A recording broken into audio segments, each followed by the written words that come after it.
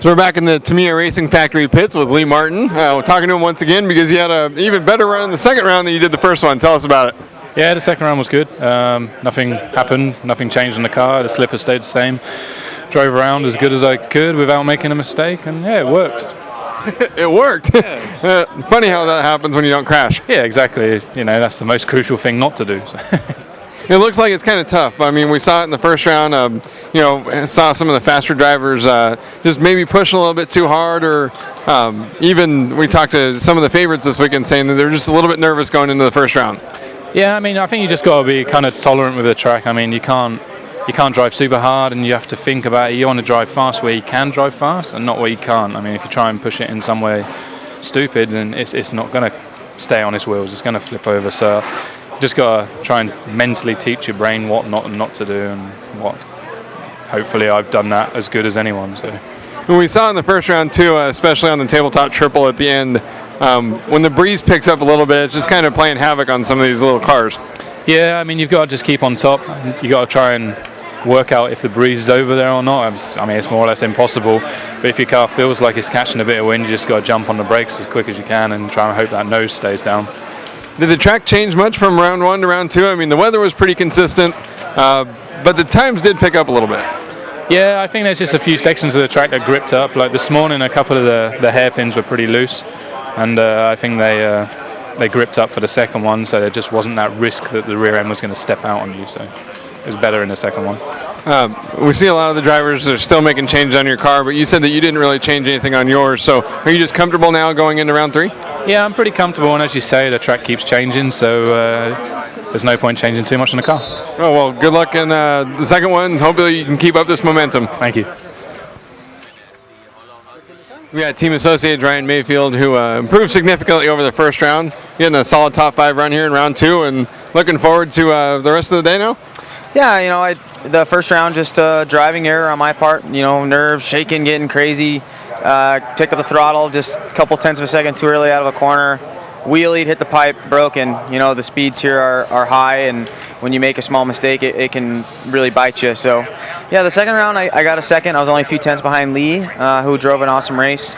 I was a little conservative in the beginning of the race, just trying to get going and feel it out, and I finished strong. So I'm looking forward to the next round. The car's really good, and I'll try to start off a little faster this time and see what happens. We've heard from actually a lot of the fastest drivers at this race, and some of the favorites to TQ and win the event saying the same thing. They're just a little bit nervous going into the first round. Is that because you don't really know what the other drivers have in store? I mean, it's just a world. Everybody knows everybody's fast. We all have been to these things before, but that doesn't mean the pressure's off. Everybody's nervous. And like I said, the track is so fast, and there's so much grip that when you lose your car just a little bit and you hit something, there's no second chances. It's broken. So that's the biggest nerve, the nervous thing out there is just making sure you want to finish these runs and get solid finishes, not break your car, and try to TQ. It's just a lot going on in your head, and that's what creates the nerves, not necessarily the event or your competitors. So that's kind of what everybody's feeling, I think, out there. Is it tough going into a race like this where 3 of your 5 qualifiers count, and your first one, you have something go wrong and you didn't get even a chance to put in a run the first round? So does that increase the pressure going on for the rest of the day? I mean, not necessarily. It's just, it is what it is. At a lot of these events, most people have one bad run, one break, one whatever. I mean, a 15 is the same as breaking, in my opinion. So, I did break one time, but that's pretty normal, especially for me at big events. I usually have at least one broke. We're with Hot Bodies team driver Ty Tessmann here, running the Kyosho RB6 in the 2-wheel drive class. You had a little bit of trouble in the first run, but rebounded well in the second one. Tell us about it. Yeah, the first one was going really well, and it just had a spur gear strip out. But the second one, I just kind of wanted to be conservative and get a good run in. Drove a little slower than I should have, but I got a good one in, and hopefully we can get a little bit faster this run.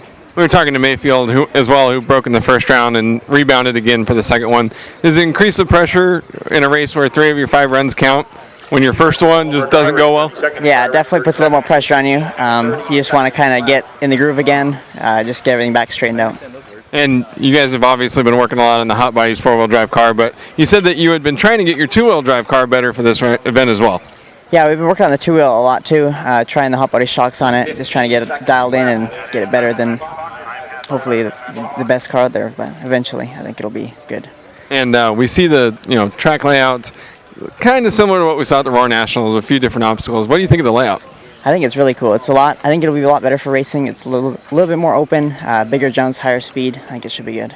And we got a lot of bleachers back out there too, and they've been talking about trying to get a lot of people out here to watch the main events, both on Wednesday as well as the four-wheel drive events this weekend. So you think the track layout's probably pretty exciting to watch as well? Yeah, it should be good for spectating. It'd be cool if a lot of people came out and watched it. It'd be kind of like the manufacturer's cup back in the day. Like, I think it'd be pretty cool. Yeah, you're kind of a fan of that race. That was kind of your big coming out party, 5 years ago? Yeah, about that, yeah.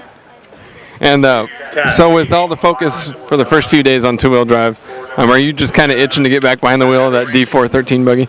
I don't know. I'm just trying to focus on two-wheel right now, and then we get a day to relax, and then get to work on the four-wheel, and I think it's going to be really good, so I'm kind of excited about that. Well, congratulations on a great rebound here in the second round of two-wheel drive, and we'll see what you can do in the next couple of races. Reminisce back when I used to watch that Thriller over and over. I used to